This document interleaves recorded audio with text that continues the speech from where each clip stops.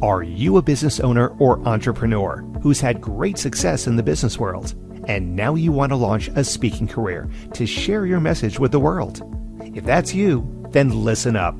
25-year speaking industry veteran Brett Ridgway has released his latest special report, 3 key things entrepreneurs must master to build a profitable speaking business. To pick up your copy, go to brettridgway.com/freebie. Welcome to the Spotlight on Speaking show with Brett Ridgway, where you'll learn the keys to building a profitable speaking business from speaking industry pros. Each week, we interview a great guest who will share his or her speaking journey, identify what their keys to success have been, and highlight some critical mistakes they've made along the way that you'll want to avoid. Be sure to visit our website at spotlightonspeaking.com. And while you're there, subscribe to us via your favorite network. Now, sit back, tune in, and get ready to meet this week's guest. Hello again, everyone, and welcome to another episode of the Spotlight on Speaking show. I'm your host, Brett Ridgway, and I'm excited to have as my guest today, Kyle McDowell. Kyle is a former Fortune 10 executive turned inspirational speaker, best-selling author, and leadership coach. He's on a quest to create cultures of excellence and reignite leaders' passions and purpose. With 3 decades of experience leading tens of thousands of employees at some of America's biggest firms, McDowell's philosophy is rooted in his trademark principles, the 10 W's. While today's workforce is plagued with uncertainty and apathy, his strategy is simple. Begin with we. Welcome, Kyle, to the Spotlight on Speaking show. Hey, Brett, man, it's good to see you. Thank you for having me. I appreciate it. All right, first thing I got to say is you don't look anywhere near old enough to have spent 3 decades in the corporate world, man. So kudos to you on that, I guess. So I appreciate that. I think it just shows that I started early, which is the case. My first job inside of big corporate America, I turned 18 about 25 days prior. So I've been going at it for a long, long time. Oh, man. So let's talk about the corporate world and speaking a little bit. So obviously, you had to speak in a corporate environment quite a bit. Mhm. And what difference, if any, is there, in your opinion, in that type of speaking where you're leading employees and all that, to becoming a public speaker and speaking to an audience that's there for a different reason? Well, I think there are a couple of similarities that allow me to kind of use the corporate days as a proving ground to kind of get my reps in, kind of become more comfortable on stage. And I think the commonality is, public, right? You're on stage, you're in front of people. You've got to kind of get over yourself, be in your own, kind of be in a way that communicates a message, effectively communicates a message. But the biggest differentiator between the two is in my corporate days, the audience, they had to be there. They didn't have a choice, which I think has helped me kind of place a priority on the importance of the message, because my career now, or what I do now, being on stage, people have either paid to be there, or it's a scenario where they have a choice. Back in the corporate days, we'd have a town hall, people had to go, so they had to listen, which is, I think, helped me in some ways, because I'm now more focused than ever on the value that I can deliver instead of just filling 45 minutes of a town hall. So what was the impetus to make the move from being a corporate executive to going out on your own and begin to teach and do public speaking? I never set out to do what I'm doing now. Candidly, I found myself in a situation back in 2019 where I left an organization, and I had a contract with that company. And when I left, I had a non-compete. So I had to sit on the bench for about 15 months. And it's probably worth noting, prior to the separation from that organization, I had what I would describe as the most impactful handful of years of my entire career. It's where I created these principles called the 10 We's, that are the foundation for my book, and led and was part of a really massive organizational transformation. 15,000 employees, the $7 billion program that I led. And I had such a great experience there. It was still so fresh of mind when I left when I had the severance package and I had to sit on the bench with the non-compete, I'm like, well, I had such a great experience there. These principals have taken on a life of their own. And I was at a crossroad. Do I want to go back into corporate America and lead, a big operation or a big organization and have a similar level of impact and fulfillment, or do I have a bigger calling? So for me, writing the book was the first step in creating the speaking adventure that I'm on. And, Brett, candidly, when I wrote the book or started to write the book, my plan was, or my hope was, to sell 1,000 copies. And I thought, man, I'd be over the moon if I could crank 1,000 copies out. Well, we just passed 15,000 copies sold. Awesome. And thank you. And the book has become kind of the compelling reason. So I just look at every opportunity to be on stage as an opportunity to evangelize the messages and the approach that I've used and had, fair amount of success and most of all fulfillment. So it just kind of came with the territory with the book. It wasn't something I ever really set out to do. So is the type of speaking that you do specifically and only keynote speaking, or do you do platform selling speaking also? Or do you still do quote training? I mean, no, man, it's almost exclusively either a conference or an organization has called me in, either because they are on their own journey trying to kind of transform the culture, move bosses away from bosses to becoming leaders. They've recognized either an opportunity to do things a little bit differently, and they're asking for some help on that front, or on the conference, for example, I'm speaking at a big conference later this month. About 2,000 people will be there, and it's kind of the theme of their conference is culture and team building and leadership development. So it's split between organizations and conferences mostly. so when you develop that initial core talk, signature talk, did you strive for a 60-minute talk, a 30-minute talk? I mean, how do you advise an up and coming speaker to structure that initial signature talk? And obviously, it has to be modular in nature, so you can add or subtract to it as necessary based on the time. Yep. But what's your recommendation on the length of a core talk when one is initially developing their signature speech? Well, I think if you're just starting to create that package, right? Whatever it is that you want to convey and communicate on stage, if you're just starting, in other words, you're absent direction from a client. So you're creating the package on its own, and then maybe you want to cater that to the client, depending on who the client is. I like to start with 45 to 60 minutes. And I go back and forth because the 45 allows me really to hit the message succinctly. Going to 60 allows me to elaborate, expand on some examples perhaps, but also I like to leave room for Q&A. For me and my content and the message that I try to share, I think the message itself is really relevant and important to those in the audience. However, it becomes even more important when they can ask a question and relate the scenarios and the things that I've discussed and shared on stage with their real lives. They can make it more about themselves than what this guy on stage was communicating. So the Q&A to me, in some cases, has been even more valuable than my speech, because I can see the connection really forming with those in the audience when the Q&A stuff begins. Oh, that's a great point. Now, I often advise up and coming speakers to not avoid Q&A because you're giving up control of the room in a certain sense. Yeah. And when you give up control, then you never know where it may go. So you better know your subject inside out, upside down, backwards, and around if you're going to open up the floor to a Q&A type scenario. Or let's keep it real, Brett. You know this. I'm sure you know this, and my hunch is maybe most of your audience does as well. You can plant questions. You can plant those, and I do that because especially if I'm speaking at an organization and the topic is around leadership development and culture, and it's hard for someone to raise their hand and ask a really compelling question because they fear that the boss is going to read into the question, or they feel they're going to be outed or look silly.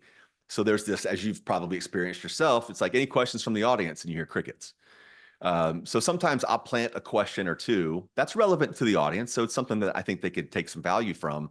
And then that usually greases the skids to get the questions going. Now, your point and your coaching is spot on, because I've been in those scenarios where the question comes and it's like, boy, that probably wasn't the most appropriate thing at this point, or gosh, I don't have a great answer for that.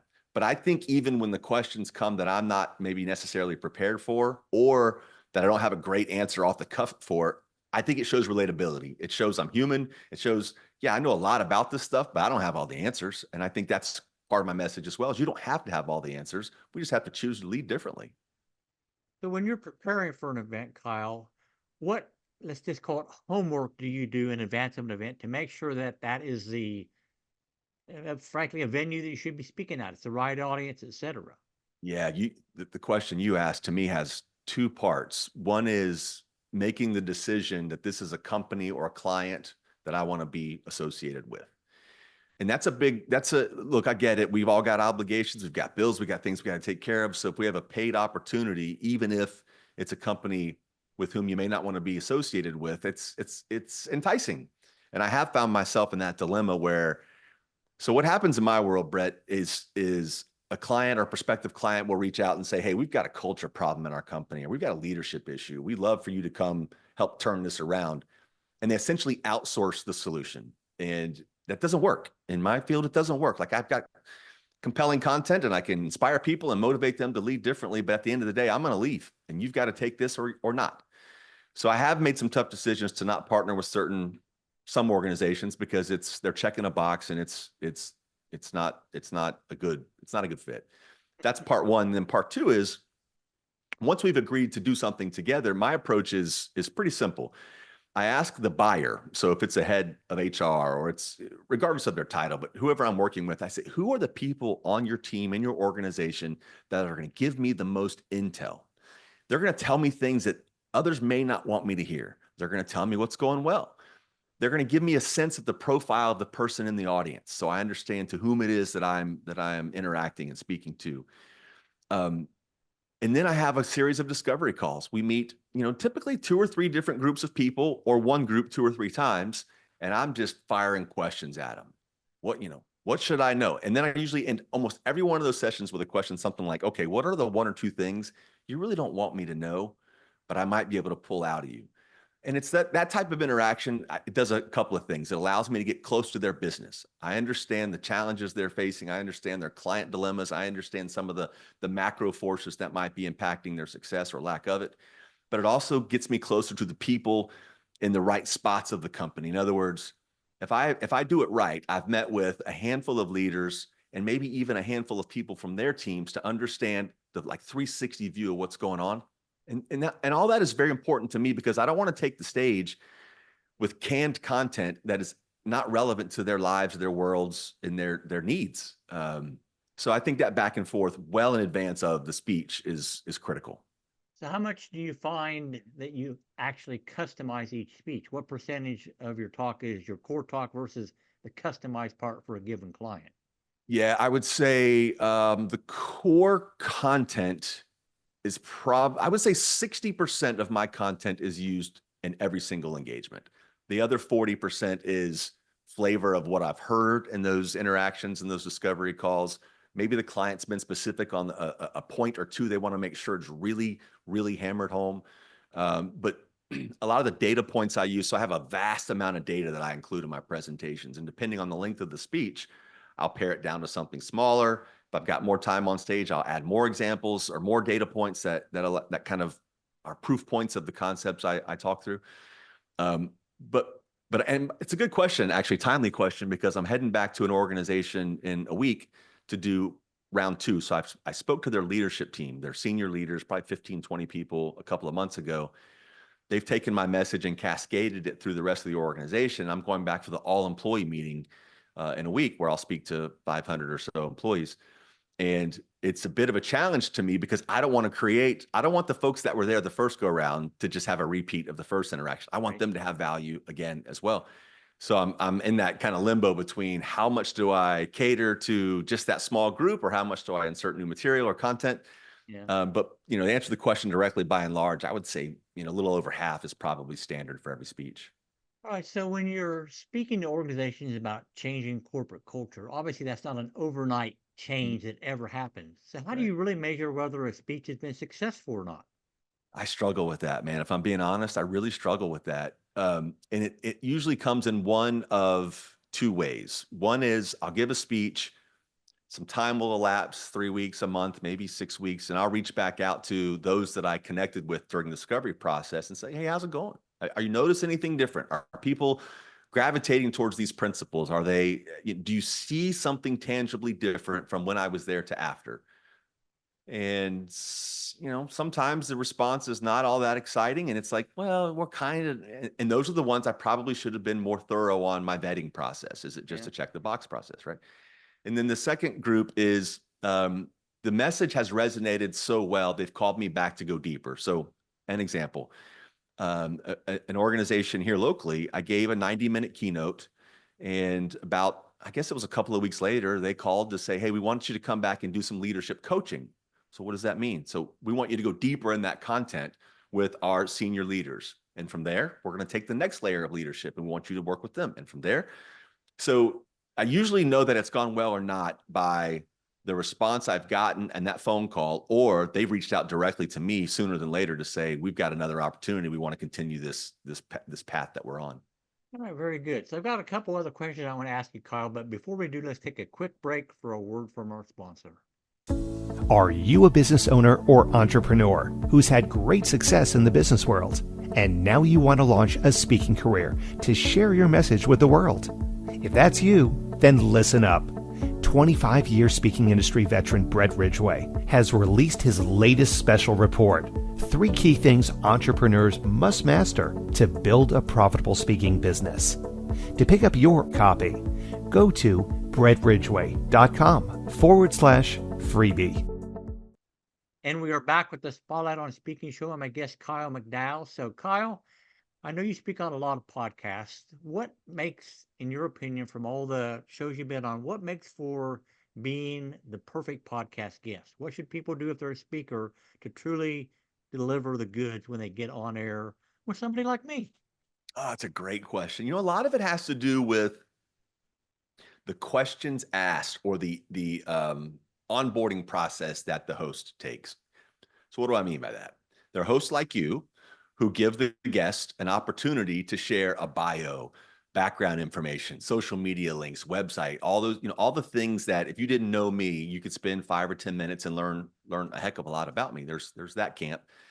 And then there's the camp that I've been connected to every now and then where I haven't had much back and forth. We've scheduled the podcast. They've worked with someone on my team and we've scheduled it. And then we get on the podcast and the host says, did you write a book? Or, hey, what's the name of your company again? And you can tell they've done no homework on me and haven't given me an opportunity to do much homework on them. And then it's just kind of a conversation between two strangers that I don't think anybody's going to find any value if they had listened. Your approach, I think, is a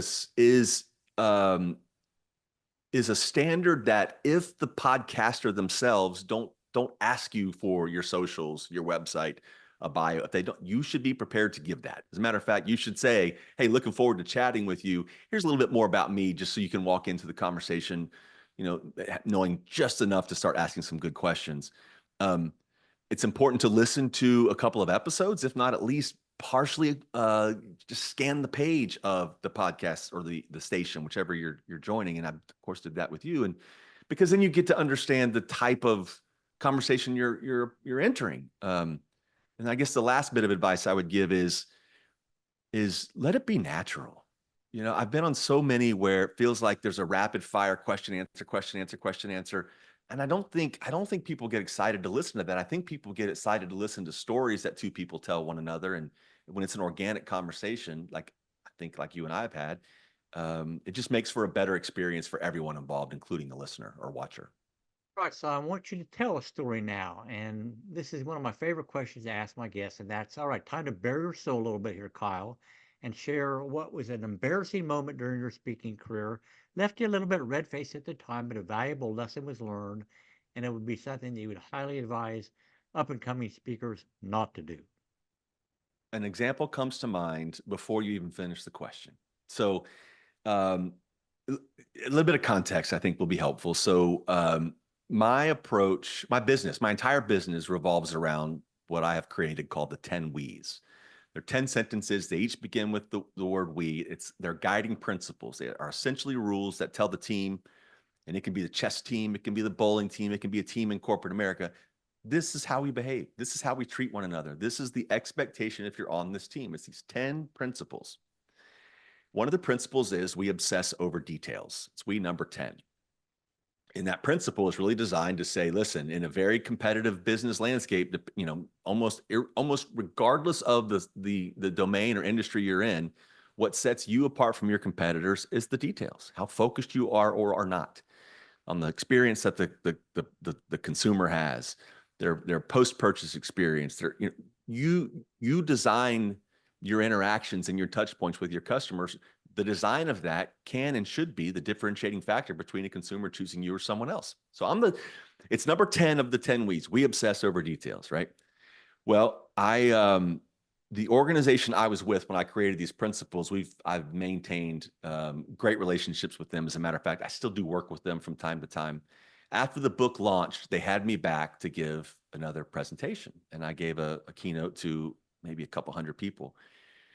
And we get to the we obsess over details portion of the presentation, and I had a typo. So the guy who is here to evangelize the value of details and how important details are has a big typo over his shoulder. And lucky for me, this was an audience that I knew a handful of people, and they were comfortable enough because they knew, by the way, I should back up. Details, my obsession with details when I worked with this team landed me the affectionate nickname of the Shredder. So when they would present to me or give me a PowerPoint or send an email or whatever it is, I would shred it if it was not to the caliber that we had established for ourselves. So I became the Shredder. So the Shredder is on stage talking about the 10 we's, including we obsess over details, with a typo over his shoulder, and they let me have it. I didn't even get to the next slide before someone goes, hey, Kyle, and most of the audience erupted in laughter, as did I. So it was a faux pas on my part. But I think it allowed me, it did two things. One is it re-emphasized for me that I've got to be better. I cannot go on stage with a typo. You just can't. You cannot. It's unforgivable. And then the second thing is when you develop a rapport with your audience and they recognize you as, sure, they can see you as a subject matter expert, but they don't see you as invincible or an expert in all things. So I owned it. I'm like, boy, that's not a good look, is it, guys? Well, that's a good example of how not obsessing over details will make you look silly the way I do right now. We all laughed. I had a good chuckle about it. But that's the one that jumps out at me right away, Brett. It's like, couldn't happen at a worse spot of my presentation either. All right, so a couple other questions come to mind based on your comments there, Kyle. And one is, you talked about competition and all that. So as a speaker, how do you differentiate yourself from your competition? Because there's a lot of people in your space. Yeah. Well, there's a lot of people in my space in general, not just for speaking, but for executive coaching, for leadership transformation, it is incredibly saturated. And, I don't know how to say this without sounding a touch arrogant, but it's true. It's how I feel. It's that what I bring to the table is unique in my estimation, with the principles, the concepts and content of the book, but probably most importantly, and this is where I do believe the biggest differentiating factor is I've done it. So most leadership gurus or people you bring into culture evangelists, whatever you want to call them, they've not led tens of thousands of employees at a Fortune 10 firm, multiple Fortune 10 firms. So I do, but that's just like everything else in life, right? You can be on Instagram for all of about 30 seconds and find an expert in any field that's going to teach you how to make money in that field. But if you peel the onion back to see like, okay, what are their quals? What are their credentials? Have they actually done it? And I try to capitalize on my experience in this space of leading big organizations with, pretty good success, a fair amount of success as the differentiator. So, oh gosh, how do I frame this question? One of the biggest things that any keynote speaker, especially one who's up and coming, wants to know is how to get more gigs, essentially. So what has worked best for you to get those speaking engagements? Awareness is just the only thing that matters. So how do you create awareness? Social media. It's, today is such a cool time to grow anything because you have almost unlimited marketing dollars. And so what does that mean? If you don't have a fancy firm to do your social media, you don't have a content person or a creative, that does not stop you from posting 3 times a day on LinkedIn. Doesn't stop you from adding comments all over the place on different social media. Doesn't stop you from creating things that put your name, your brand, and the things that you do out into the public domain. So for me, it's all about spraying content as far and wide as I can. Now it's got to be valuable. It can't be just nonsense garbage that, that folks find no value within. So for me, it's all about awareness. Any opportunity I have to be inside some type of periodical, whether it's an online magazine or real magazine, television coverage, all of that stuff comes with consistency. You're not going to wake up one morning and say, I'm a public speaker, put me on the cover of Time magazine. But you got to chip away. Podcast, meeting folks like you, getting the word out, creating that awareness. I'm convinced, and I think this is true for most people, your level of success is directly connected to your stubbornness to never give up and your consistency and just going at it every single day. And it's hard. It's very hard. I agree wholeheartedly. So I know you would. As we wind down this episode, Kyle, I want to give you a couple minutes to tell people a little bit more about what it is that you do and how they can get involved in your world should they choose to do so. Yeah, I mean, I think we've touched on it a fair amount. So my book is called Begin with We, 10 Principles for Building and Sustaining a Culture of Excellence.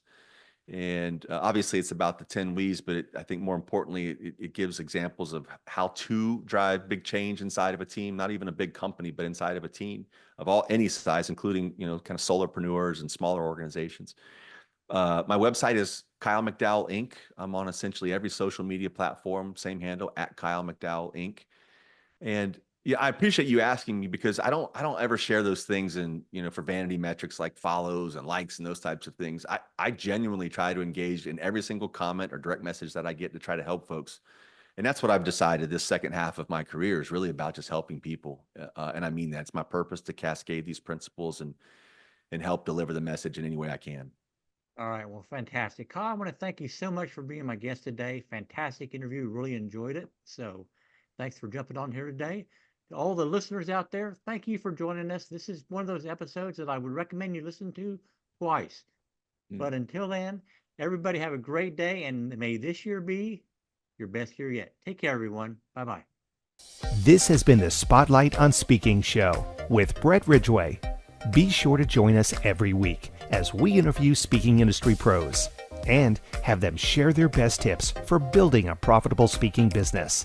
Until next week, thank you for tuning in, and remember to visit our website at spotlightonspeaking.com so you can enjoy even more great episodes like this one. While you're here, be sure to subscribe via your favorite network. We look forward to seeing you next time on the Spotlight on Speaking show. Until then, our sincere best wishes to you for the greatest of success as you work to build your own profitable speaking business.